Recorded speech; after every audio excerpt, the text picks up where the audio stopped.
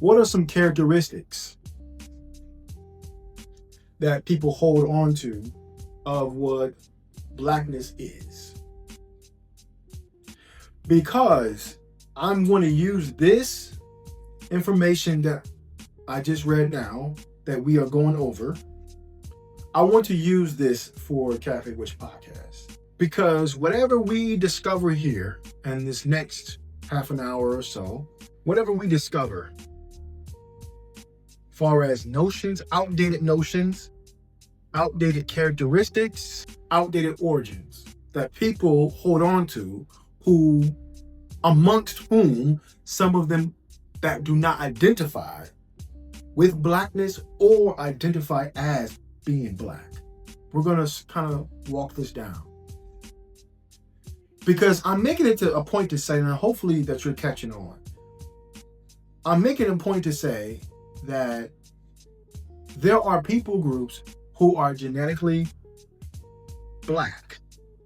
And what I mean by that, this is the comedic Shemitic hypothesis version of what Black is. This is an interpretation of the hypothesis of what Black is. Black is anyone and everyone who has the genetics of first humans. First humans are the Homo sapiens sapiens. So if you have the genetics of first humans, I'll just tell you, indigenous people. Not indigenous who claim to be indigenous politically. I'm talking about genetically. So according to the comedic Shemitic hypothesis, to be Black, or what means to be Black, is those who have the genetic material, genetic coding, the genetic proteins of first humans. Who are the first humans? Homo sapiens sapiens. Which means, what does that mean? Those who do not possess outright Neanderthal DNA. Meaning, I'm not excluding Asians. Some Asians do have Neanderthal. Some Africans do have Neanderthal. Some South Americans do have Neanderthal. Some North Americans do have Neanderthal because of slavery. I'm talking about outright. When I mean by outright, that means that prior to colonization and slavery, prior to white people hijacking the Silk Road, white European ancestors doing these things, prior to all of that, these indigenous people, have the genetic makings and the genetic proteins of first humans. Based upon the theory of out of Africa theory, like I like to call it, the comedic Shemitic name for it is out of the motherland Africa theory, based upon the genetic protein of first humans, Homo sapiens sapiens, which we predominantly up to and slightly above 90% of the population on the planet, on this planet that we live on today, on Earth, around the globe, up to a little bit more than 19% of people have Black genes, which I'm equating 1-to-1. Black gene is the first human genetic. First human means Homo sapiens sapiens. First humans, that's the term. First humans. Okay. First humans. So with that being said, there are people who politically identify as something else. Whether they identify with another group based upon language, like Latino, based upon regional, like Hispanic, based upon, what else? Another region, Middle East, based upon a nationality, the country. Oh, I'm American, well, okay, so am I, right? Or I'm Canadian, okay, or I'm Brazilian, or I'm Australian, right?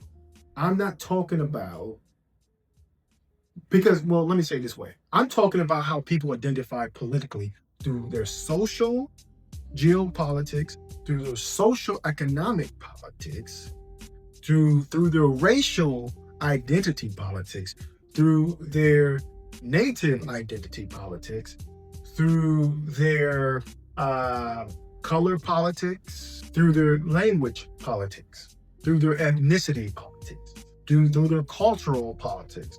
You see, we can divide amongst ourselves all the way down to the lowest common denominator based upon politics. I'm not referring to that. My study, my hypothesis is not speaking to that verbiage, that terminology, using that type of framework. Okay. So let's look up some notions, some outdated notions, some outdated characteristics, some outdated origins. All right, let's look that up. Stereotypes. Okay, so this is coming from Jim Crow Museum. All right. Jim Crow Museum has an article written by Laura Green. Stereotypes. Negative racial stereotypes and their effect on attitudes toward African Americans. This is obviously maybe produced by Virginia Commonwealth University. It reads, as human beings, we naturally evaluate everything we come in contact with. We especially try to gain insight and direction from our evaluations of other people. Stereotypes are cognitive structures that contain the perceiver's knowledge, beliefs, and expectations about human groups. These cognitive constructs are often created out of a kernel of truth and then distorted beyond reality. Racial stereotypes are constructed beliefs that all members of the same race share given characteristics. There's that characteristics. These attributed characteristics are usually negative. Usually. Description of the problem. Another paragraph here. The racial stereotypes of early American history had a significant role in shaping attitudes toward African Americans during that time. Images of the Sambo, Jim Crow, the Savage, Mammy, Aunt Jemima, Sapphire, and Jezebel may not be as powerful today, yet they are still alive. Now we're going into some definitions. All right, so it says, if this is triggering to some people, then, this is research, so please don't take it personal. This may be triggering for some people, and I just want to say I understand for those audiences and viewers who may have gone through Jim Crow, who may have lived through Jim Crow. Thank you for staying strong. Thank you for persevering. Thank you for enduring such a time that someone like me in my generation and generations now could never fathom to really go through. But you went through it. For just bearing through a hard, dark time in Americans' history.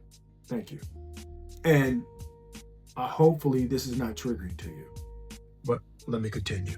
Sambo, one of the most enduring stereotypes in American history is that of Sambo.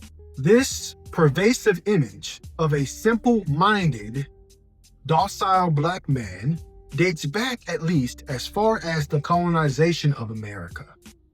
The Sambo stereotype flourished during the reign of slavery in the United States. In fact, the notion of the happy slave is the core of the Sambo caricature. white slave owners modeled African American males as a whole into this image of a jolly, overgrown child who was happy to serve his master. However, the Sambo was seen as naturally lazy and therefore reliant upon his master for direction, intellectually lazy.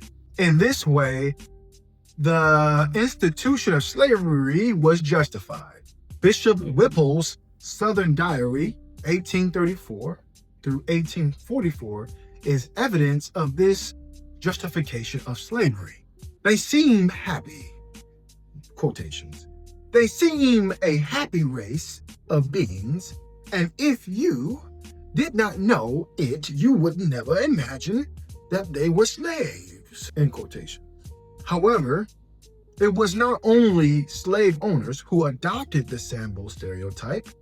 Although Sambo was born out of a defense for slavery, it extended far beyond the bounds, far beyond the bounds, far beyond the bounds. It is essential to realize the vast scope of this stereotype. It was transmitted through music. Let me keep it together. It was transmitted through music, titles, and lyrics.